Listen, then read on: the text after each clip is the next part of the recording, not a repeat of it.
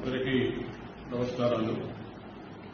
నిన్న వైకాపా అధినేత శ్రీ జగన్మోహన్ రెడ్డి గారు అనంతపురం జిల్లా రాప్తాడు నియోజకవర్గం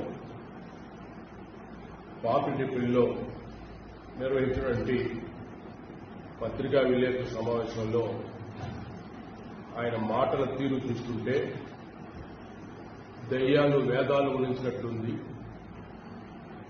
దొంగే దొంగ దొంగ నచ్చినట్లుగా ఉంది. ఈ సామెతలకు జగన్మోహన్ రెడ్డి గారి మాటలు ఖచ్చితంగా సూట్ అవుతాయి. మరి ఆయన పరిపాలనలో గత 5 సంవత్సరాల పాలనలో ఈ రాష్ట్రంలో శాంతి భద్రతలు ఏ విధంగా పరిరక్షించారు, ఏ విధమైనటువంటి అరాచక పరిపాలన జరిగింది, దోపిడీ పరిపాలన జరిగిందో రాష్ట్ర ప్రజలందరూ తెలుసు. హింసను ఏ స్థాయిలో మీరు ప్రోత్సహించారో ప్రజలు చూసే మీకు 11 సీట్లకు పరిమితం చేశారు. ఈరోజు